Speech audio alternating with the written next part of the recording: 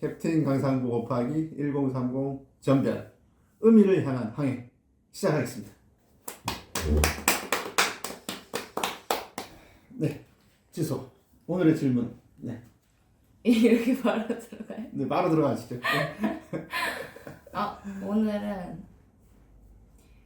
캡틴이 항상 말씀하시는 그 AI 시대가 이제 곧 다가오잖아요. 네, 그렇죠. 그러면은 저희 2030 전별들이 1030 전별들이 맞아들인단 말이죠. 그렇죠. 그러면 저희는 아직 너무 어리기 때문에 네, 그 새 시대를 맞아 하는데 네. 좀 아직 어리숙한 면이 많아서 네, 캡틴이 뭐 말씀해주시는 네. AI 시대가 오기 전에 음흠. 우리가 준비해야 할 것들, 뭐 마음가짐이나 뭐 그런 멘탈적인 것뿐만이 아니라 현실적인 거, 물질적인 거 다 포함해서 이런 거는 좀 준비를 해주면 우리가 좀 더 건강하고 그리고 또 여유롭게 받아들일 수 있지 않나 뭐 이런 거.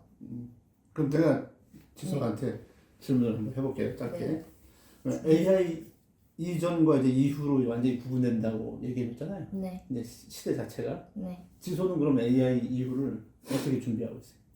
저는 AI를 배우고 있어요. AI를 배우고 있다. 네. 어쨌든 제가 좀 알아야 그거를 나중에 저희가 이용하는 시대가 올 텐데 그걸 조금 더 현명하게 이용할 수 있기도 하고, 그리고 제가 하고 있는 직업군 자체도 AI를 가장 먼저 받아들인 그런 직업군이잖아요. 미술 쪽이. 그래서 요즘은 AI를 쓰지 않으면 회사에서도 그렇고 그리고 뭐 트렌드에도 그렇고 뒤처지기 시작했어요 이미. 그래서 저도 툴 같은 거를 3D는 원래 다루긴 했지만 이제 AI를 조금 배우기 시작한 것 같아요. AI 이전과 이후로 문명이 이제 나눠졌단 말이죠. 네, 여기서 현실적으로 내가 물질적이나 그리고 멘탈적이나 어떻게 준비할 것인가잖아요. 네네네. 네. 첫 번째, 너무 미래까지 생각하지 말 것. 저한테는 아니 모든 사람이 마찬가지야.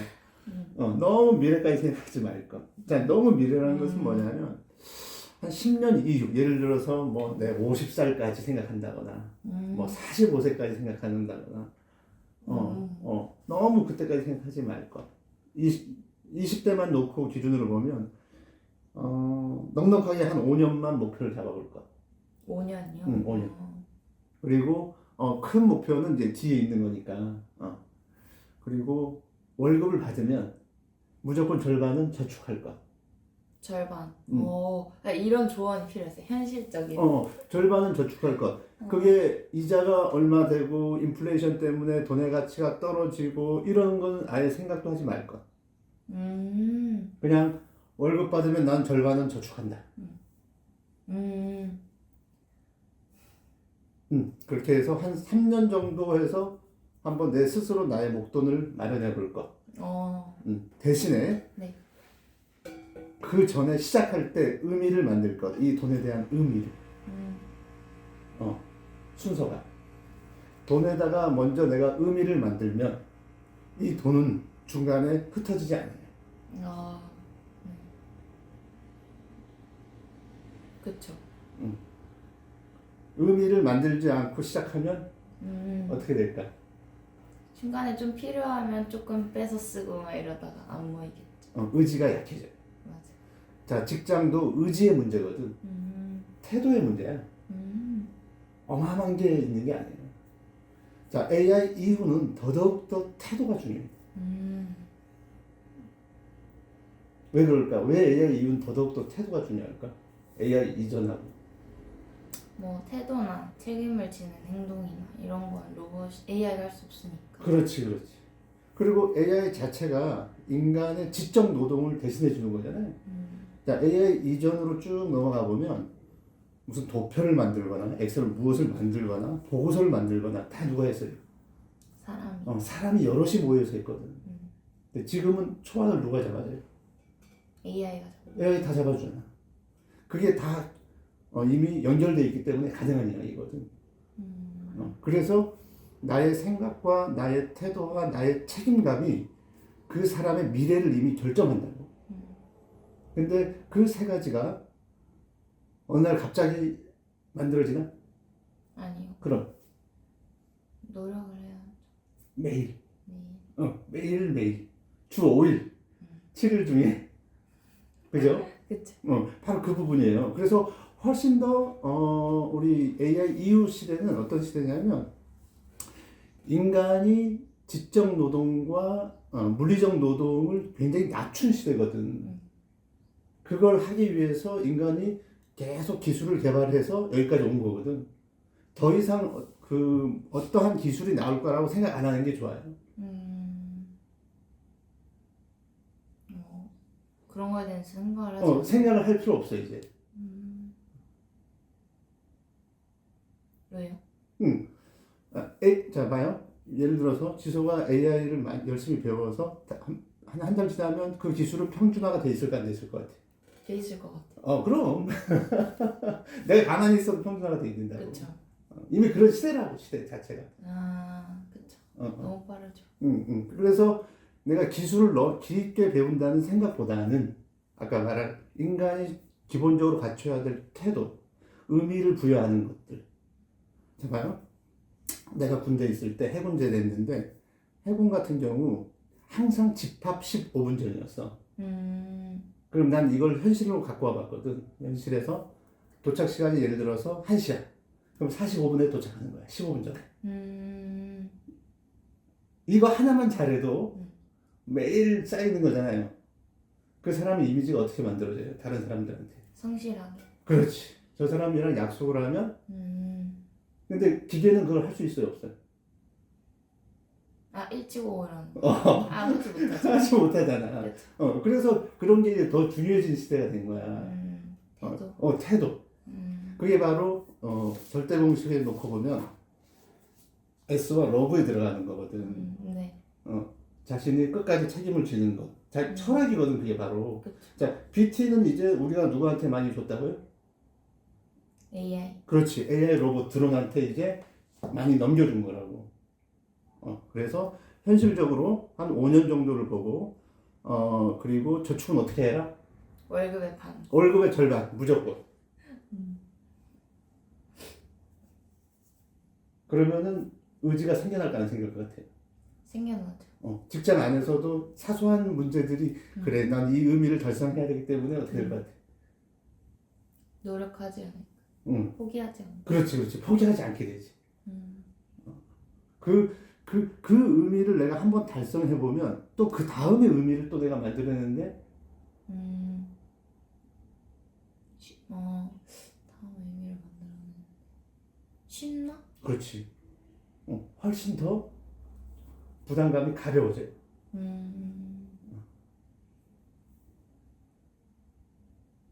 월급의 반. 월급의 반. 그 얘기도 있던데. 응. 그 월급의 반을 무조건 금으로 만들어 놔라. 물론 그것도 좋은데 그것은 뭐 먼 이야기니까 우리는 월급의 반을 저축한다. 그리고 저축하기 전에 무엇을 한다 여기다가 의미를 부여. 그렇지 의미를 부여한다. 중요한 거. 의미를 부여한다. 근데 그 의미는 절대 물질적인 거면 안 되는 거죠. 아니 물질적으로 괜찮아요. 그래요? 괜찮고 다른 거 괜찮아. 나는 가방을 사기 위해서 차를 사기 위해서 하겠다고 괜찮다니까. 그건 나만의 의미니까. 그잖아. 약간 책임을 지기 위한 수단인 건가요? 그러니까 이게 도구거든. 모든 게 이제 우리가 AI 이후 시대는 모든 게 도구라고 생각하면 돼요. 모든 게. AI도 도구고 로봇도 도구고 예술도 도구라고. 모든 게 도구고 의미를 만들어내는 사람은 인간밖에 없다고. 그래서 남의 의미를 평가절하할 필요는 없어. 문제는 뭐냐면 의미를 안 만들어내는 거야. 의미를 안 만들어내면 기계에게 어떻게 될 것 같아? 먹히죠. 대체된다고. 바로 우리 절대 공식에서, 더마스 절대 공식에서 바디, 탤런트, 스프릿 곱하기 러브에서 바디와 탤런트는 눈에 보이는 능력이란 말이지. 이 능력은 이미 AI 로봇 드론이거든. S와 러브가 의미 구간이거든. 이거는 기계가 못 만들어내거든.